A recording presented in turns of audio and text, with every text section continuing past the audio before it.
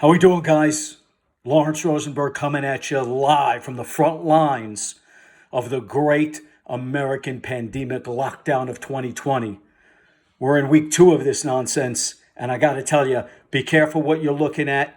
Be careful what news you're watching. Be careful what you're reading, because the doomsayers, the naysayers, the bad news prognosticators are out there in full force, predicting all kinds of doom and gloom. You got to be careful. You got to be careful how that stuff seeps into your daily life and what it allows you to communicate. We're all guilty of this. I'm guilty of this, right? I have to constantly find myself tweaking my mindset and directing it in the right fashion towards the right type of content, the right type of material. And I have to constantly presuppose the future, the achievement, and the success that I want, not what the world expects, what I expect. And that's what you've got to do as well. Be careful what you say and what you think and how you communicate. Your words and thoughts can make you and they can break you. So I'm talking about a concept known as the self-fulfilling prophecy. Okay?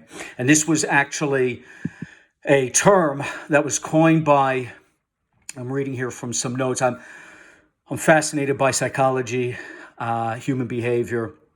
I read a lot on the subject. I'll put some of the links to the notes that I'm quoting from or that I'm speaking about in the YouTube area, where you can kind of look and do some further research into exactly what I'm talking about. Because look, this isn't just, a lot of people talk about the law of attraction and, it's all very fluffy and all. Forget about that for the moment. As true as that actually is, the way it's been put forward, a lot of people kind of look at it as, pop psychology, right? But there are some very real, very solid foundations of a concept known as the self-fulfilling prophecy. And this goes back ages. And in sociology, this was really studied quite intently in the 20th century. It was a term coined by one of the leading American sociologists of the 20th century by the name of Robert Merton. Okay. And in 1948, he wrote an essay called Self-Fulfilling Prophecy. And what that's about is it involves making a prediction based on a false definition. Why is it a false definition? Because it's a prediction about a future event which hasn't happened yet. So how can it be true, right? So the assumption is that it's false in the moment that the supposition is made. But once made, actions based on the false definition set in motion behavior that result in outcomes that prove the initial prediction true. And this goes for, by the way, the other part of the falsehood here is that even if the definition or the supposition you're making is a false one, like if the definition, right, is untrue, and I'll give you an example. For instance, a bank, a financial institution, might be completely solvent and doing extremely well financially, okay? But if there is a suggestion or a rumor, a false suggestion that the bank is insolvent, and this was far truer when we weren't working on digital money, as if we're going back to especially the Great Depression. If a bank was rumored to be insolvent, even though it could have the greatest balance sheet of all the banks, then what would happen? Well, depositors would start lining up to demand their money be removed from the bank. And eventually, the prophecy becomes true. The bank goes insolvent and goes bust. Okay, so this was actually first talked about when we talk about a self-fulfilling prophecy. This goes back to 1928. American sociologist William Isaac Thomas. He was the first to discover the phenomena. And he developed the whole idea around this was at the time known as the Thomas dictum. And it stated the following: if men define situations as real, they are real in their consequences. So what they're noticing here is that sometimes a belief brings about consequences that cause reality to match the very belief itself. Generally, and this is really interesting here, and this is what you have to be very careful of, those at the center of a self-fulfilling prophecy don't even understand that their beliefs cause the consequences they expected or they feared, as it's often unintentional. And it is so dangerous to live your life this way unintentionally.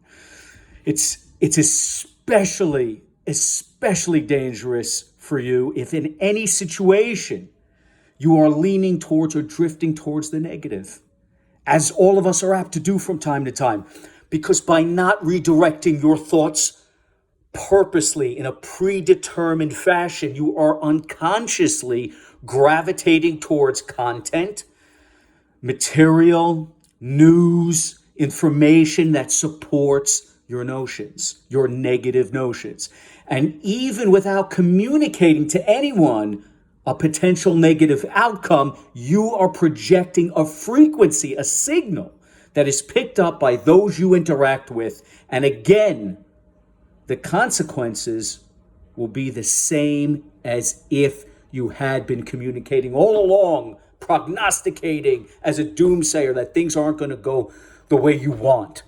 You don't have to communicate that just by constantly thinking it. Your self-talk is so important. But just by talking to yourself about, oh, this isn't going to happen or that's not going to work out for me, it will manifest.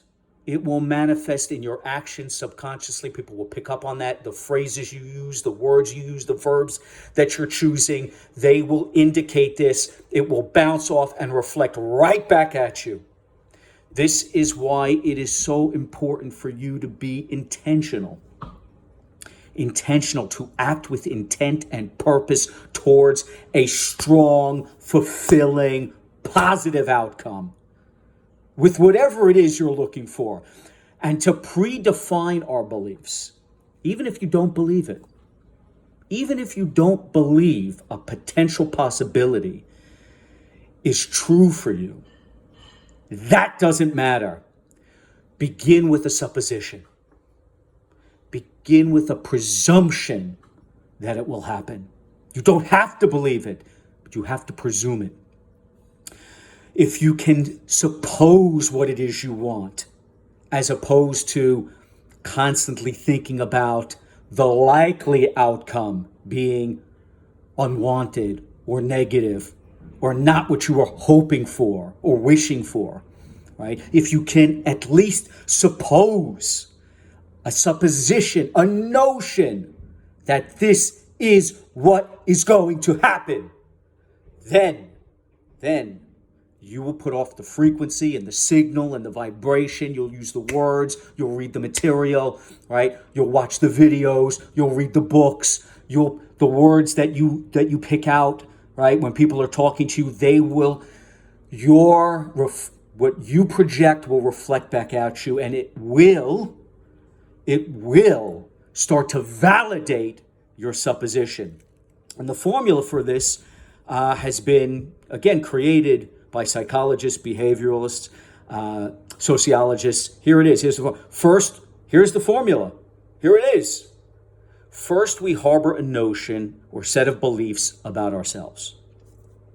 These suppositions influence our actions towards others, right? So, number one, first we harbor a notion or set of beliefs about ourselves.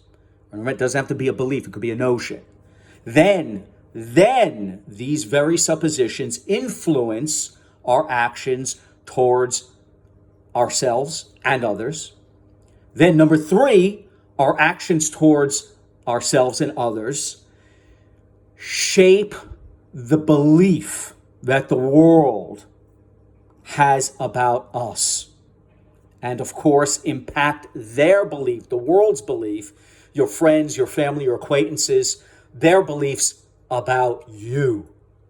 And then those beliefs that they have of you cause them to act in ways consistent with those beliefs towards us, which reinforces our initial presumptions about ourselves. These could be your colleagues at work, right? New business venture, your investors, the people working for you, the people counting on you, your family, your children. If you're projecting a supposition that things are going to be great, that you're going to where you're headed, that great things will be achieved, right? And you constantly reinforce that by reading the right material, listening to the right material, and using the right words, verbiage, phrases when you're speaking to these people. Then their beliefs in you and the way they act towards you will validate what you had originally noted and supposed. This is the positive feedback loop. And then everyone will be working in unison to achieve this dream that you have. This notion, this supposition, you don't have to believe it. Dream it first. See it first. It'll eventually happen. That's when you'll believe it. Be careful. I tell you right now, be careful what you say, what you think, and how you communicate. As I said, your words and thoughts, they can make you, they can break you. It's so important. It's so important to act with intention and purpose. Your self-talk must be like a laser beam. Must be like a laser beam pointed at the place where you want to go. Your statements about yourself matter.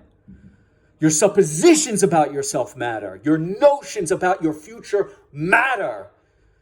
They're like a rock when dropped in a pond. The ripples, right? The waves push outward and eventually are reflected back upon you. Be careful what you wish for, because you're going to get it. Make those wishes powerful. Make those dreams powerful. Make those notions strong. And you, in turn, will become strong.